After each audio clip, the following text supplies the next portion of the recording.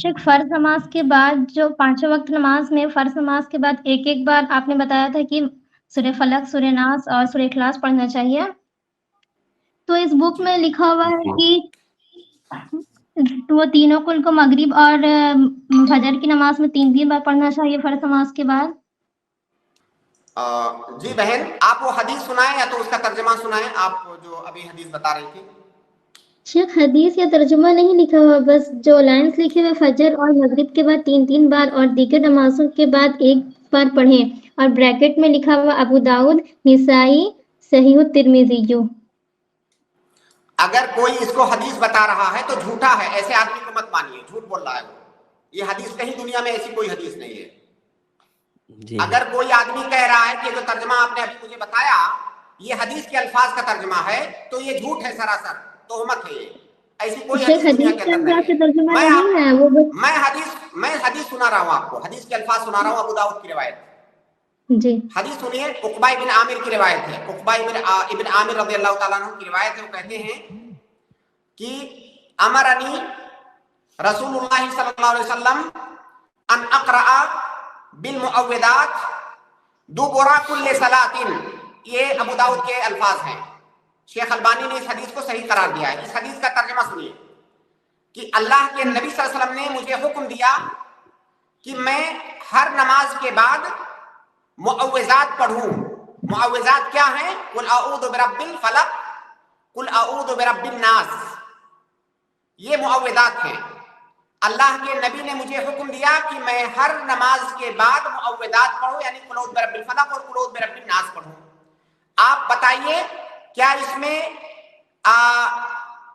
کسی تعداد وغیرہ کا ذکر ہے؟ اس میں کسی تعداد کا ذکر نہیں ہے۔ اور ایک قاعدہ ہے شریعت میں، فقہ میں، کہ جب کسی بات کا حکم دیا جاتا ہے اور کسی تعداد کا ذکر نہیں کیا جاتا تو جو امر مطلق ہے وہ ایک پر دلالت کرتا ہے، ایک بار کرنے سے۔ آپ کو کہا گیا معوذات پڑھیے، اس کا مطلب ایک بار آپ نے پڑھ لیا، اسی کا حکم دیا گیا ہے آپ کو۔ اب اس حدیث سے صاف پتہ چلا کہ ہر نماز کے بعد قل اعوذ برب الفلق اور قل اعوذ برب الناس پڑھنا ہے، ہر نماز کے بعد۔ اس میں فجر، ظہر، عصر، مغرب کی کوئی تخصیص نہیں ہے، پانچوں نمازیں اس میں داخل ہیں۔ گویا کہ پانچوں نمازوں کے بعد قل اعوذ برب الفلق اور قل اعوذ برب الناس پڑھنا ہے۔ یہ پہلی حدیث ہوئی جس سے پتا چلا کہ ہر نماز کے بعد قل اعوذ برب الفلق اور قل اعوذ برب الناس پڑھنا ہے۔ اب دوسری حدیث سنیے۔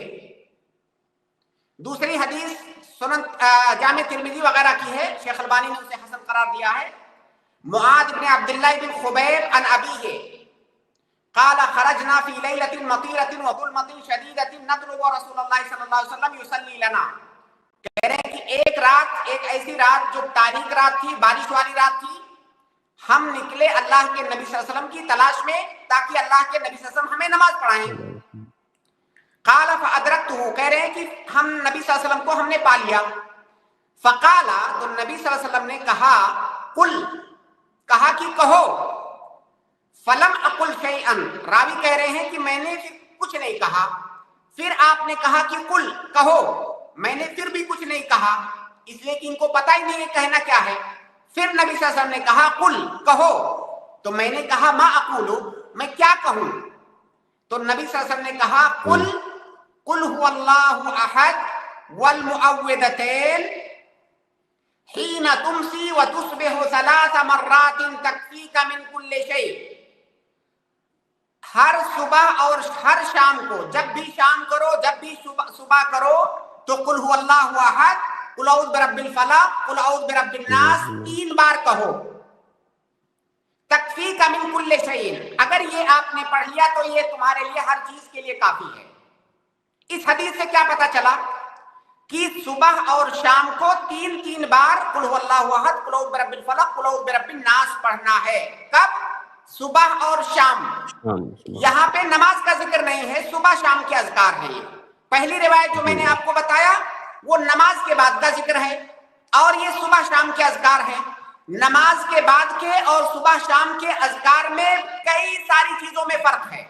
صبح شام کا ذکر الگ ہے، نماز کے بعد کے اذکار الگ ہیں، دونوں ایک نہیں ہیں۔ دنیا میں کسی عالم نے نہیں کہا ہے، کسی نے بھی نہیں کہا ہے کہ نماز کے بعد کے اذکار اور صبح شام کے اذکار ایک ہیں، دونوں الگ الگ ہیں. اسی لیے آپ دیکھیں گے کہ صبح شام کے اذکار کچھ اور ہیں اور نماز کے بعد کے اذکار کچھ اور ہیں. وہ اگر آپ اذکار کرتے ہوں گے تو آپ کو پتا ہوگا دونوں اذکار الگ الگ ہیں.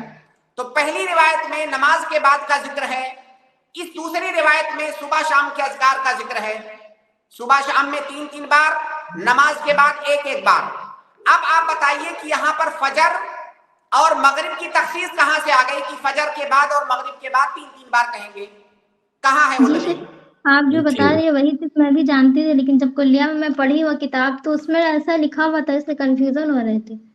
اصل میں یہ کنفیوژن جو ہے بہت ساری جگہوں پر پایا جاتا ہے، لیکن جو محققین علماء ہیں ان کے ہاں یہ کنفیوژن نہیں ہے.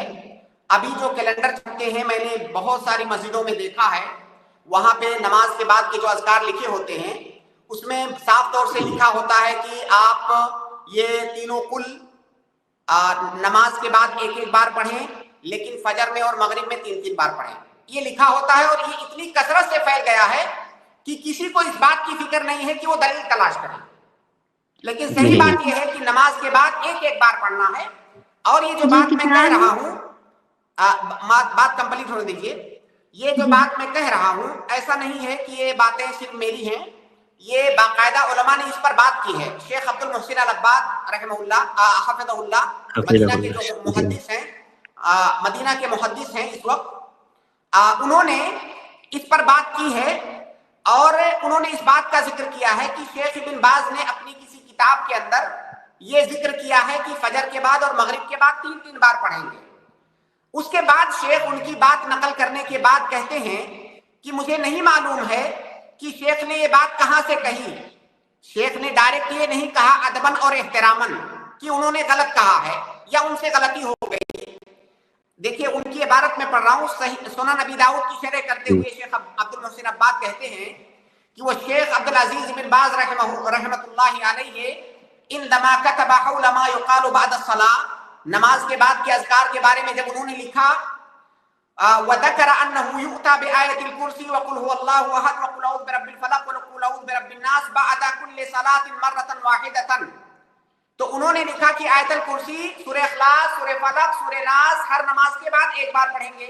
لیکن وعند المغرب والفجر يؤتى بقل هو الله احد والمعوذتين 3 مرات. انہوں نے لکھا کہ فجر اور مغرب کے بعد قل هو الله احد اور معوذتين قل اعوذ برب الفلق قل اعوذ برب الناس 3 بار پڑھیں گے. آگے شیخ عبد المحسن کہہ رہے ہیں وَلَمْ عَارِفْ مَا هُوَ الدَّلِيلُ عَلَى هَذَا، مجھے نہیں معلوم ہے کہ اس کی کیا دلیل ہے. تو شیخ ابن باز بہت بڑے ربانی عالم ہیں اور شیخ نے جب وہ اذکار لکھے تو انہوں نے اس کا ذکر کیا، وہیں سے لوگوں نے لے کر کے اس کو اتنا پھیلایا ہے کہ ہر مسجد میں یہ چیز آپ کو ملے گی، لیکن اس کی دلیل نہیں ہے. ہاں اس کی کچھ توجیہ ہے میرے پاس کہ ایسا کیوں ہوا، یہ غلطی کیوں ہوئی. میں جو سمجھا ہوں اس کی اس کے کچھ اسباب ہو سکتے ہیں. ایک تو یہ ہے کہ شیخ نے یا جن لوگوں نے بھی ایسا کہا ہے انہوں نے پہلی والی روایت کو، پہلی والی حدیث کو عام سمجھا اور دوسری کو خاص سمجھا کہ وہ عام ہے کہ نماز کے بعد معوذتین پڑھو، یہ عام بات ہے. دوسری والی حدیث کو انہوں نے خاص سمجھا جس میں 3 بار کا ذکر ہے. ایسا ہو سکتا ہے، یہ میری توجیہ ہے. لیکن اگر یہ توجیہ ہے، کوئی اگر ایسا کرتا ہے تو یہ توجیہ صحیح نہیں ہوگی، کیونکہ یہ دونوں الگ الگ عبادتیں ہیں. صبح کے اذکار الگ عبادت، صبح شام کے اذکار اور نماز کے بعد کے اذکار یہ الگ عبادت. اور جب دو عبادتیں الگ الگ ہوتی ہیں تو ان میں تخصیص نہیں ہوتی ہے، ان میں کسی عام کو خاص نہیں کیا جاتا ہے. سیم عبادتوں میں تخصیص ہوتی ہے، الگ الگ عبادتوں میں تخصیص نہیں ہوتی ہے. یہ اصول فقہ کا معروف قاعدہ ہے. دوسری توجیہ میں یہ کرتا ہوں کہ شاید یہ غلطی کہاں سے آئی ہوگی. یہ غلطی اس طرح سے آئی ہوگی کہ یہ سمجھا گیا ہوگا کہ صبح کے جو اذکار ہیں ان کا وقت فجر کے بعد شروع ہوتا ہے، شام کے اذکار کا وقت کچھ لوگوں کے ہاں مغرب کے بعد شروع ہوتا ہے، کچھ لوگوں کے ہاں عصر کے بعد. تو جب آپ نے فجر کی نماز پڑھی تو اس وقت دونوں اذکار کو ایک ساتھ ملا دیجئے، صبح کے اذکار اور فجر کے بعد کے اذکار. تو آپ 3 بار کہیے تو گویا کہ دونوں اذکار ہو گئے.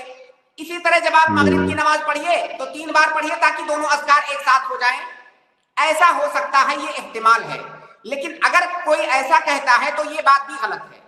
یہ بات اس لیے غلط ہے کہ ایک قاعدہ ہے کہ جب دو عبادتیں ایک ہی جنس سے کی ہوں اور اکٹھا ہو جائیں تو دونوں عبادتیں ایک دوسرے میں اس وقت داخل ہوں گی جب دونوں مقصود لذاتی ہی نہ ہو. جب دونوں عبادتیں مقصود لذاتی ہی نہ ہوں. اگر دونوں عبادتیں بذات خود مقصود ہیں تو دونوں ایک دوسرے میں داخل نہیں ہو سکتی. صبح شام کے اذکار الگ مستقل عبادت ہیں, وہ مقصود ہیں, اور نماز کے بعد کے جو اذکار ہیں وہ بھی مقصود لذاتی ہی ہیں.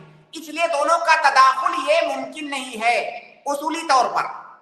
لہٰذا یہ توجیہ بھی صحیح نہیں ہوگی. تو صحیح بات یہ ہے کہ صبح شام کے اذکار کچھ اور ہیں, نماز کے بعد کے اذکار کچھ اور ہیں. دونوں کا ذکر دو الگ الگ حدیثوں میں آیا ہے, لہٰذا دونوں کو الگ ہی رکھا جائے گا.